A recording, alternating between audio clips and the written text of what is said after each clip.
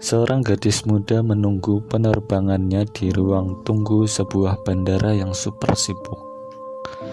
Karena harus menunggu berjam-jam, dia memutuskan membeli sebuah buku untuk menghabiskan waktunya. Dia juga membeli sebungkus kue. Dia duduk di kursi bersandar tangan di ruang VIP bandara untuk istirahat dan membaca dengan tenang. Di sisi sandaran tangan di mana kue terletak, seorang laki-laki duduk di kursi sebelah, membuka majalah dan mulai membaca. Ketika ia mengambil kue pertama, laki-laki itu juga turut mengambil.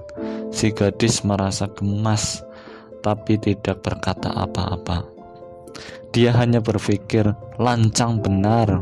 Bila saya enggak sabaran, sudah ku gebuk dia dengan kenekatannya. Untuk setiap kue yang dia ambil, laki-laki itu turut mengambil satu. Ini sangatlah membuatnya marah. Namun si gadis tak ingin sampai timbul kegaduhan di ruang itu. Ketika tinggal satu kue yang tersisa, si gadis mulai berpikir, aha, bakal ngapain sekarang orang yang gak sopan ini. Lalu laki-laki itu mengambil kue yang tersisa, membaginya dua, lalu memberikan yang separuh padanya. Benar-benar keterlaluan. Si gadis benar-benar marah besar sekarang. Dalam kemarahannya, dia mengakhiri bukunya, dikemasnya barangnya, lalu bergegas ke tempat boarding.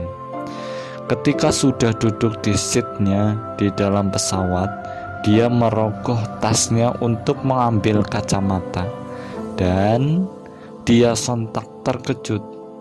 Sebungkus kuenya masih ada di dalam tas, tak tersentuh, tak terbuka.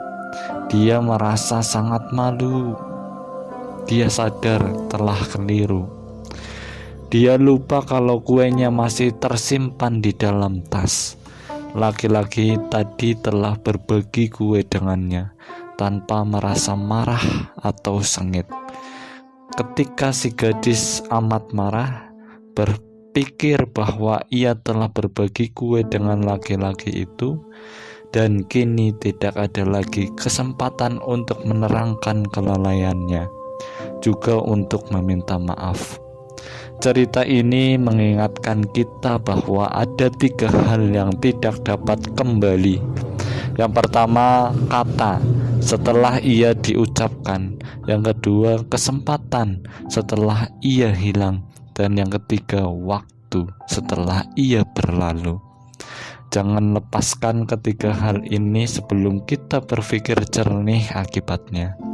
Penyesalan memang terjadi di akhir, namun memanfaatkan 3 hal ini sebelum datangnya penyesalan, bukanlah Allah Subhanahu wa Ta'ala telah mengingatkan kita demi masa.